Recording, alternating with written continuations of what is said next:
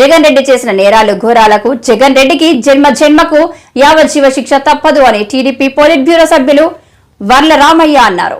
ప్రభుత్వపరంగా ఆ లబ్ధి పొందిన వ్యక్తులు మీ కంపెనీల్లో పెట్టుబడులు పెడతారు. అది ప్రూవ్ అయింది.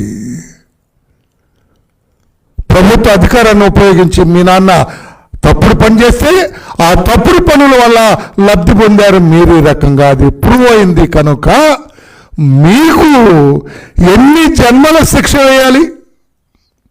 ఈ 11 కేసుల్లో వచ్చి నేర విచారణ జరిగి కోర్టులో ట్రయల్ జరిగి శిక్ష వేస్తే ఎన్ని జన్మలు వేయాలి మీకు? జన్మలు రాబోయే జన్మలకు కూడా జగన్మోహన్ రెడ్డి గారు శిక్షలు వేస్తూ పోవాలి. రాబోయే 5-6 జన్మలకి ఈయన జైల్లోనే ఉండాలి. నాట్ ఓన్లీ దిస్ జన్మ, ఈ జన్మ ఒక్కటే కాదు. ఇప్పుడు జగన్మోహన్ రెడ్డిగా ముఖ్యమంత్రిగా పనిచేసి రేపొద్దున ఈయన కాదు, ఈ జన్మే కాదు, వచ్చే జన్మ, ఆపై జన్మకు కూడా శిక్షలు పడాలి. మీ పగటి కళ చంద్రబాబు గారికి. చంద్రబాబు గారి దాంట్లో ఒక్క కేసులో కూడా ఛార్జ్ షీట్ వేయలేదు. For hour information mister Jaganmohan Reddy, Chandrababu గారి మీద రిజిస్టర్ చేసిన నిన్న 3 కేసుల్లో కూడా అన్స్పెక్టర్ బెయిల్ ఇచ్చారు. ఆ కేసులో ఎక్కడా ఛార్జ్ షీట్ వేయలేదు. పోలీస్ అధికారులని చీకొట్టింది కోర్టు, సిఐడి అధికారులని చీకొట్టింది court. That also will tell you. Court జడ్జిమెంట్లో తీర్పులో న్యాయస్థానం పేర్కొన్న అంశం, అరెస్టు చేసే అధికారాలు ఉంటే సరిపోదు పోలీసులకు. పోలీసులు అధికారాన్ని జాగ్రత్తగా ఉపయోగించాలి. కేవలం ఉత్తుత్తి ఆరోపణల ఆధారంగా అరెస్టు చేయకూడదు. సరైన దర్యాప్తు చేసి ఆరోపణలకు ఆధారం ఉంటేనే ముందుకు పోవాలి. హడావుడిగా అరెస్టు చేసి ఆ తర్వాత మిగతావి చూసుకుందాంలే అనే ధోరణి బాధ్యత లేని దురుద్దేశం గల పోలీసు అధికారులకు అలవాటైపోయింది. ఆ చెంప ఈ చెంప వాయించారు జడ్జి గారు. ఎవరిని? ఈ కేసులు చంద్రబాబు గారి మీద కేసులు దర్యాప్తు చేసిన అధికారుల్ని. ఇది వర్లరామయ్య అన్న మాట కాదు, సాక్షాత్తు జడ్జి గారు కామెంట్. ఇది జడ్జిమెంట్లో ఆయన చేసిన కామెంట్. ఇది ఉత్తుగా ఏదో అరెస్ట్ చూపించి సాక్ష్యాల తర్వాత అదే కదా మీ బతుకు. సిఐడి బతుకు జగన్మోహన్ రెడ్డి గారి మాటలు విని పోలీస్ అధికారులుగా మీ ఉనికినే కోల్పోయింది సిఐడి.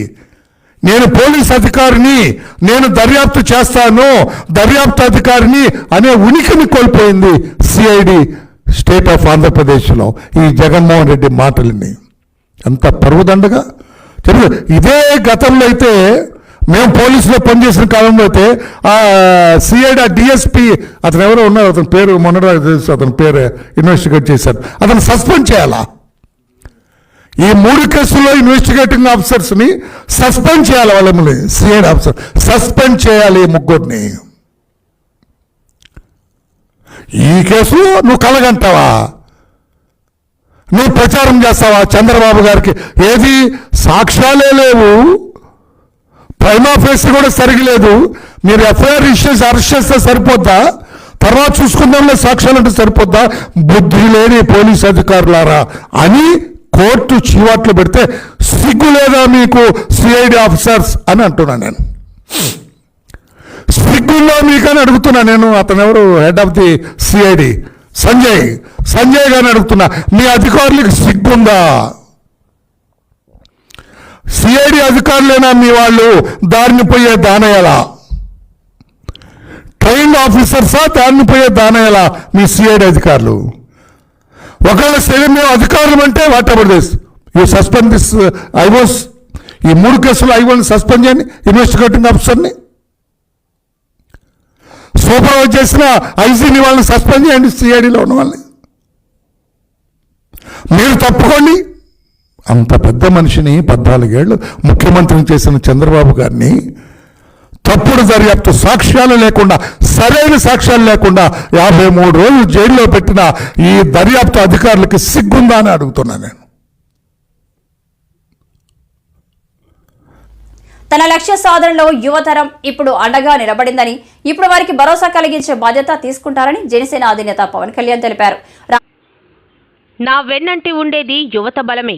పవన్ తన లక్ష్య సాధనలో యువతరం అండగా నిలబడిందని, ఇప్పుడు వారికి భరోసా కల్పించే బాధ్యత తీసుకుంటానని జనసేన చీఫ్ పవన్ కళ్యాణ్ తెలిపారు. జనసేన నీతో గ్లాస్ టీ కార్యక్రమంలో పలువురు యువతీ యువకులతో ఆయన మాట్లాడారు. సమాజానికి నా వంతుగా ఏదైనా చేయాలనే సంకల్పంతో రాజకీయ ప్రమాణం సాగించా. నా వెన్నంటి ఉన్న యువత బలంతోనే నేరపూరిత వైసీపీతో పోరాడుతున్నా అని చెప్పారు. గేటి కొప్పాక సమస్య ఉంది, లేదంటే కూర్చోబెట్టిందాక మీరు చెప్పిన ల్యాండ్ ఇష్యూస్ ఉన్నాయి పిఠాపురంలో. It's not just about Pithapuram అని చెప్తాను, it's not about just Pithapuram all over. అలాగే మన కోనసీమ కోకోనట్ బోర్డు ఉంది, అది ఇంత విస్తారంగా కొబ్బరి ఉంటుంది కానీ కోకోనట్ బోర్డు ఉండదు. ఉత్తరాంధ్ర లాంటి చోట విపరీతంగా క్యాష్యూ ఉంటుంది, జీడీ ఉంటుంది, క్యాష్యూ బోర్డు ఉండదు. ఇదర్ ఇన్ కేరళ ఎన్ని అదర్ స్టేట్స్లో బోర్డ్స్ ఉంటాయి, దానికి రెలవెంట్ బోర్డ్స్ ఉంటాయి. సో ఇవన్నీ అర్థం చేసుకోవాలి. బట్ ఏమైపోతుంది ఇన్ఫర్మేషన్ అంతా, if it does not translate into legislative power, it just becomes my own struggle or your own struggle. ఈరోజు ఉన్న commitment you exercised, you expressed your opinion, but at the time of voting if you think differently, I will go for NOTA ఇది మాట్లాడితే ఏమైపోతుందంటే the energy which we put in, అలాంటికి ఏముంటుంది. Imagine today I'm able to pick up a fight with the most notorious government is only because of the power of youth. Janasena has captured the spirit of youth. మేము నిలబడి పోరాటం చేస్తాం. So I want you to think over whatever Janasena takes, whatever decision Janasena takes through me, it is always pro people. మీ సమస్యల్ని కానీ I want women safety is the priority for అస్.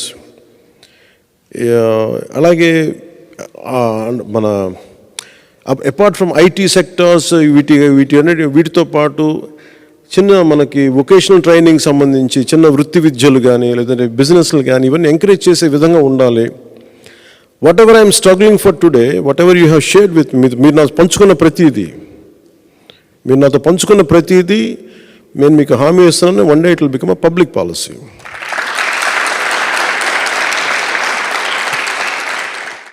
వివేకానంద జయంతి రోజున మీరందరూ మనస్ఫూర్తిగా ఇక్కడికి వచ్చి మీ విలువైన సమయం ఇచ్చినందుకు మనస్ఫూర్తిగా మీకు కృతజ్ఞతలు తెలియజేసుకుంటూ, మీరు చెప్పిన ప్రతి సమస్యని in case if you additional notes మీరు ఏదన్నా ఉన్నా కానీ you can give it to my team, మా టీంకి ఇచ్చేయండి. అలాగే మీరు చెప్పిన ఏ ఒక్క మాట, అలేఖ్య చెప్పిన మాట కానీ మీరెవరు చెప్పిన ప్రతి ఒక్క మాట అది మీకు చాలా లోతుకి వెళ్ళిపోతుంది. ఉదాహరణకి ఉద్దానం కూడా ఇద్దరు కుర్రలు పట్టుకొచ్చారు నా దగ్గరికి ఇద్దరు పండి. I'll tell you 2 incidents and I'll leave it. Meeting ముగిస్తాను. నా దగ్గరికి వచ్చి ఇట్లా ఉద్దానంలో మన ఉత్తరాంధ్ర నుంచి శ్రీకాకుళం నుంచి ఇలా వచ్చి ఇలా జరుగుతుంది, ఇలా చాలా ఎవరు పట్టించుకోవట్లేదంటే నేను I sent a team to shoot a documentary on it. చూశాను. That's how I went in, I checked. Then the TDP government moved and dialysis center పెట్టడం. అసలు రాకుండా ఉండాలంటే ఏం చేయాలనేది నెక్స్ట్ గవర్నమెంట్ ద కమింగ్ గవర్నమెంట్లో చేద్దామనేది నా తాపత్రయం, నా ప్రయత్నం. It's not about. అలాగే హెల్త్ కేర్ మటుకు ఖచ్చితంగా ప్రైవేట్ ఇన్సూరెన్స్ లాగా ప్రైవేట్ హెల్త్ కేర్ అయితే ఉండాలి ఖచ్చితంగా. అది we are formulating a policy which I will make sure will enforce through this. అదొకటి. దీంతో పాటు యువతకి ఉపాధి అవకాశాలు, వలసలు వెళ్లకుండా ఏం చేయాలి, స్టేట్ అంటే ఇందాక మీరే చెప్పింది, స్టేట్ అంటే ఓన్లీ మీరు అంటుంది అన్నమాట, స్టేట్ అంటే ఓన్లీ క్యాపిటల్ కాకుండా the development is always at today. One time it was only Amaravati area, today it is Visakhapatnam. It is what about Anantapur, what about రాముడి పేరుతో బీజేపీ రాజకీయం చేస్తుందని సిపిఐ రాష్ట్ర కార్యదర్శి జీవి నారాయణమూర్తి విమర్శించారు. అదేదో కేసులు అంతర్జాతీయంగా అది నడుస్తున్నప్పటికీ ఇప్పుడు ఈరోజు గాజాతో పరిమితం కాకుండా అది మరింతగా మధ్యప్రాచ్యంలోని ఏదైతే గల్ఫ్ దేశాలు, ఈరోజు ఇరాను, సౌదీ అరేబియాలు రెండిటికి అసలు వాస్తవానికి పడదు. ఈ రెండిటి మధ్యన ప్రపంచానికి తెలియకుండా ఎవ్వరికి ఆఖరికి ఒప్పందం జరిగిన దాకా బయట ప్రపంచానికి తెలియదు. చైనా మధ్యవర్తిత్వంతో రెండు బద్ధ శత్రు దేశాల మధ్యన ఒక ఒప్పందాన్ని సాధించారు. చైనా యొక్క ప్రభావం ప్రపంచవ్యాప్తంగా పెరుగుతూ ఉంది. అమెరికాకి ధీటుగా పోటీగా చైనా అనేక దేశాలతో మైత్రి సంబంధాలు కలగజేసుకోవడం కానీ, ఆ దేశాల ఆంతరంగిక విషయాలలో కూడా చైనా యొక్క ప్రమేయం ఉండేటటువంటి పరిస్థితి వస్తుంది. ఈరోజు అమెరికా కూడా ఆశ్చర్యపోయింది. సౌదీ అరేబియా అమెరికాకి అత్యంత సన్నిహితమైనటువంటి దేశం. అంత సన్నిహితత్వం ఉన్నటువంటి దేశం వాళ్ళకి తీవ్రమైనటువంటి అమెరికాకి బద్ధశత్రువు అయినటువంటి ఇరాన్తోని ఒక స్నేహపూర్వక ఒప్పందం చేసుకుంటున్న విషయం అమెరికాకు కూడా తెలియకుండా అది నడిచిందనంటే ఈరోజు చైనా యొక్క ప్రాబల్యం ప్రపంచవ్యాప్తంగా ఏ మేరకు పెరుగుతుందో మనం అర్థం చేసుకోవాల్సినటువంటి పరిస్థితి ఉంది. ఈరోజు చైనాకి సంబంధించి మన దేశ వార్తా సంస్థల్లో లేకపోతే అంతర్జాతీయ మీడియాలో చైనా యొక్క ఆర్థిక స్థితి ఏమీ అంత బాగలేదు, ఏదో ఒక రోజు చైనాలోని ఆర్థిక వ్యవస్థ అంతా కుప్పకూలిపోయేటటువంటి పరిస్థితి ఉంటుందని చెప్పనేది పెద్ద ఎత్తున వార్తలు వస్తున్నాయి. మన మీడియాలో కూడా దాని మీద పెద్ద చర్చ జరుగుతుంది. ఇటీవల చైనా అది అంతగా మన మీడియాలోని జిన్పింగ్, చైనా అధ్యక్షుడు జిన్పింగ్ వాళ్ళ దీని మీద పెద్ద వార్తలు రానప్పటికీ దీన్ని వాస్తవం అని చెప్పని అనుకునేటటువంటి భావన కలిగేటటువంటి పరిస్థితి ఉంది.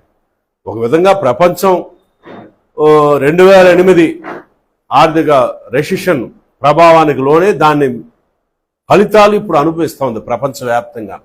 అమెరికన్ ఆర్థిక వ్యవస్థ కూడా ఏమంత బాగలేదు.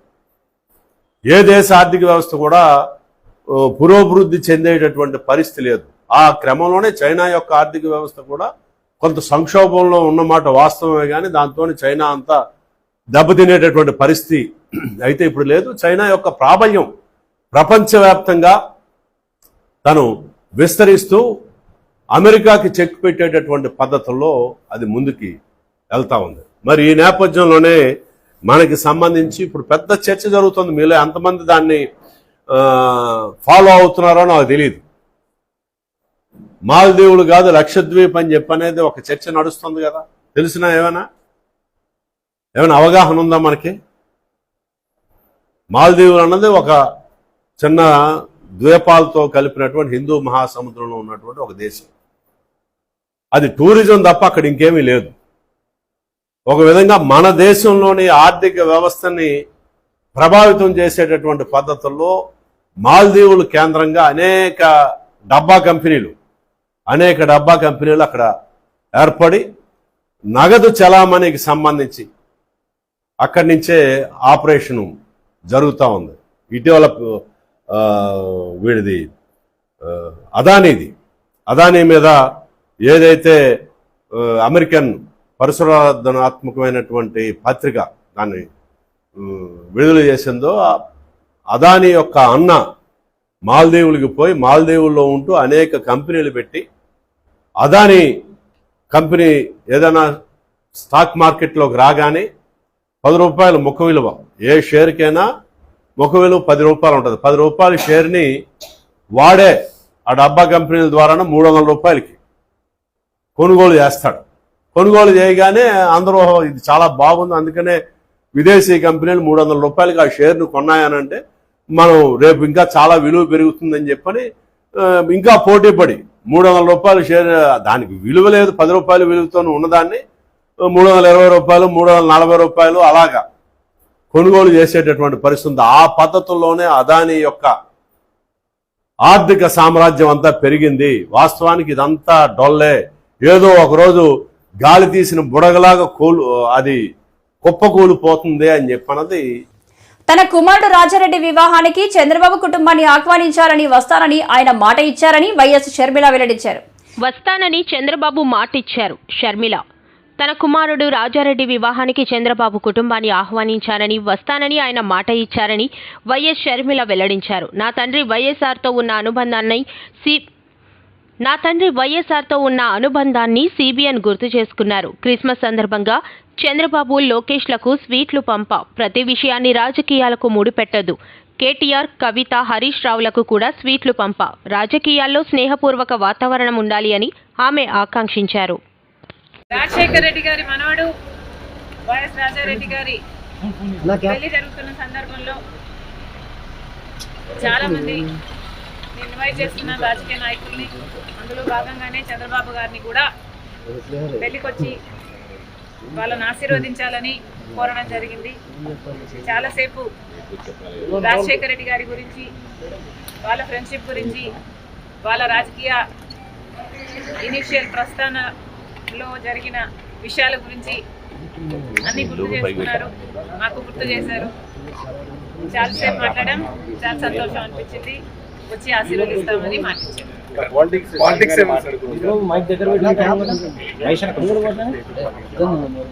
లేదమ్మా, యాక్చువల్లీ మోస్ట్లీ రాజశేఖర రెడ్డి గారి గురించే ఆయన ప్రస్తావించారు. ఇనిషియల్ గా వాళ్ళు రాజకీయాలు మొదలు పెట్టినప్పుడు వాళ్ళిద్దరూ కలిసి ప్రయాణం చేశారు. పొద్దున్న నుంచి సాయంత్రం వరకు వాళ్ళు కలిసే ఉన్నారు, జీప్లలో కలిసి తిరిగారు. ఇలాంటివన్నీ ఢిల్లీకి వెళ్ళారు. అప్పుడు చీఫ్ మినిస్టర్కి వాళ్ళిద్దరు కలిసి చేసిన ప్రయత్నాలు అయితేనేమి ఇలాంటివన్నీ చెప్పుకుంటూ వచ్చారు. మేడం, కాంగ్రెస్ పార్టీలో మీ పాత్ర ఎలా ఉండబోతుంది? మీకు ఎటువంటి మీరు అనుకుంటున్నారు వస్తుందని చెప్పి వాళ్ళు కాంగ్రెస్ పార్టీ ఏ పదవి ఇవ్వాలి, ఏ బాధ్యతలు ఇవ్వాలి అనేది కాంగ్రెస్ పార్టీ ప్రెరోగేటివ్. కాంగ్రెస్ పార్టీలో because it is the largest secular party చేరడం జరిగింది. రాహుల్ గాంధీ గారు ప్రధానమంత్రి అయితేనే మన దేశానికి మంచి జరుగుతుందని, కమ్యూనల్ వైలెన్స్లు తగ్గుతాయని రాజశేఖర రెడ్డి గారే రాహుల్ గాంధీని ప్రధానమంత్రిని మనస్ఫూర్తిగా చేసుకోవాలి అనుకున్నారు. కాబట్టి అదే జరగాలి, అది జరిగితేనే మన దేశానికి మంచి జరుగుతుంది అని చేరడం జరిగింది. ఇంకొకసారి చేరిన తర్వాత వాళ్ళ చేతుల్లో మనం పెట్టుకున్న తర్వాత వాళ్ళు ఎలా ఆదేశిస్తే అది నమ్మకంగా చేయాల్సి ఉంటుంది. ఈ అన్ని రాజకీయాలు ఎట్లా డెవలప్ అవుతాయి, నాకు ఏ బాధ్యతలు ఇస్తారు అన్న దాని మీద డిపెండ్ అయి ఉంటుంది. So we should all wait and see.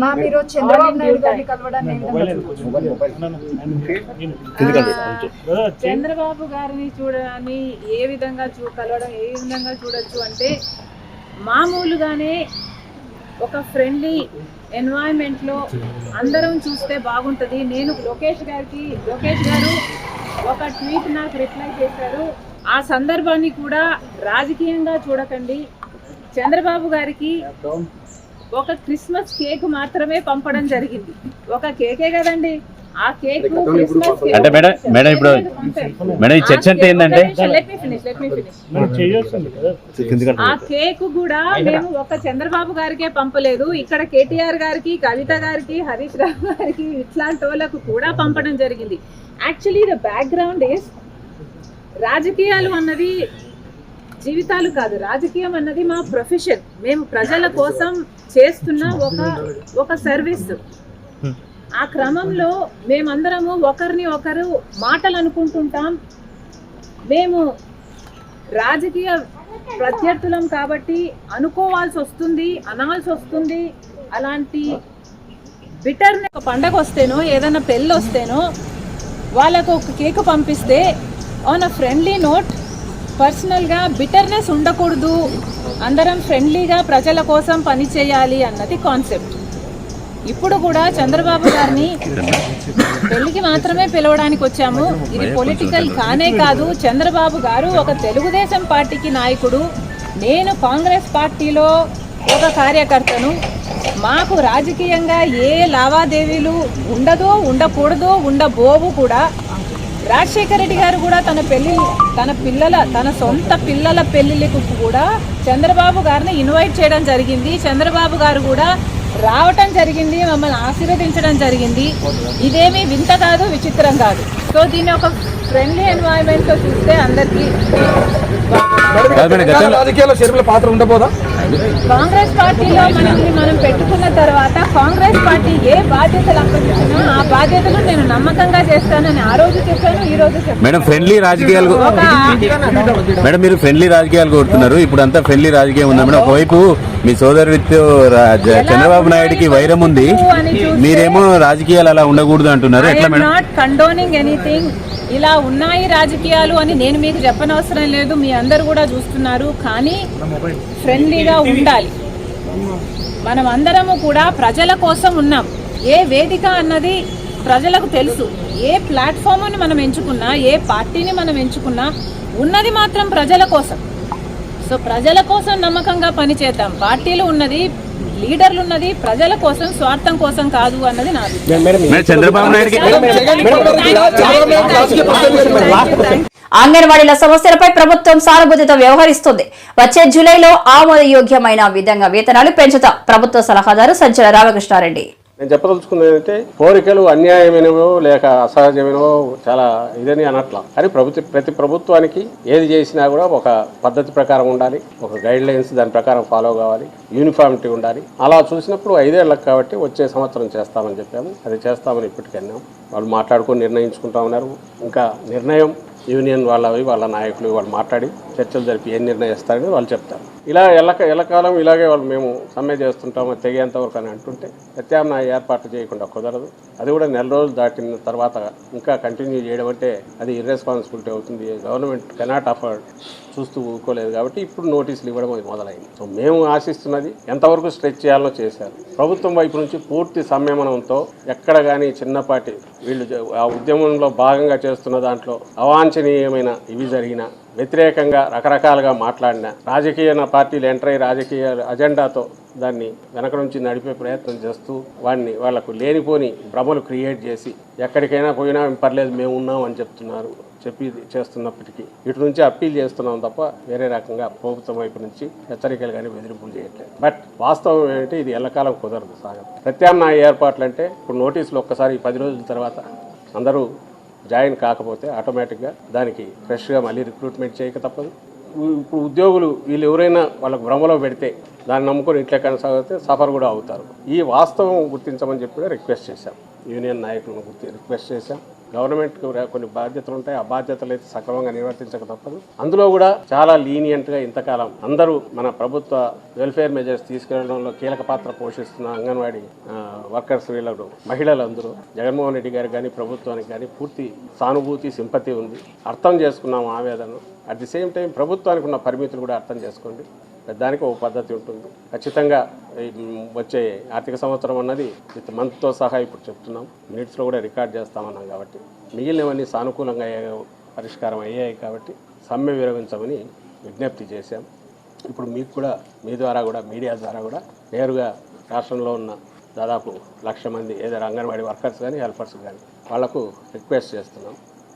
ఇంకా దీన్ని తెగేంత వరకు లాగొద్దు. ఎందుకంటే ఇప్పుడు ఆల్రెడీ పొలిటికల్ పార్టీ సెంటర్ అయ్యి పొలిటికల్ అజెండా ఉంది. దీంట్లో నష్టపోయేది వాళ్ళు కాదు, మీరు నష్టపోతారు.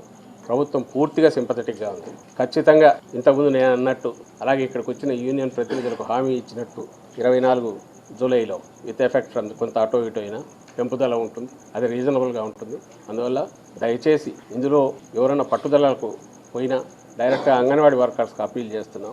ఇది జగన్మోహన్ రెడ్డి గారి ప్రభుత్వం, పూర్తిగా పేదల పక్షపాతం తీసుకునే ప్రభుత్వం వహిస్తున్న ప్రభుత్వం, ఉద్యోగుల పట్ల సింపతి ఉన్న ప్రభుత్వం, మీ పట్ల మరింత ఆదరణ కలిగిన ప్రభుత్వం. అట్ ది సేమ్ టైం ప్రభుత్వంలో భాగంగా మీరు పారితోషికం మీరు చేస్తున్న ప్రభుత్వ కార్యక్రమాల్లో పార్టిసిపేట్ చేస్తూ బాధ్యత వహిస్తున్నందువల్ల మన బాధ్యత కూడా సక్రమంగా నిర్వర్తించకపోతే సమాజానికి చేయాల్సిన సర్వీసెస్ కూడా అందవు. కాబట్టి దయచేసి అర్థం చేసుకుని ఇమ్మీడియట్గా సమ్మె విరమించుకొని విధుల్లో చేరాల్సిందిగా యూనియన్లకు, యూనియన్ ప్రతినిధులకు, అలాగే కింద నేరుగా అంగన్వాడీ వర్కర్స్ కానీ హెల్పర్స్ కానీ అందరికీ విజ్ఞప్తి చేస్తున్నాం. Thank you.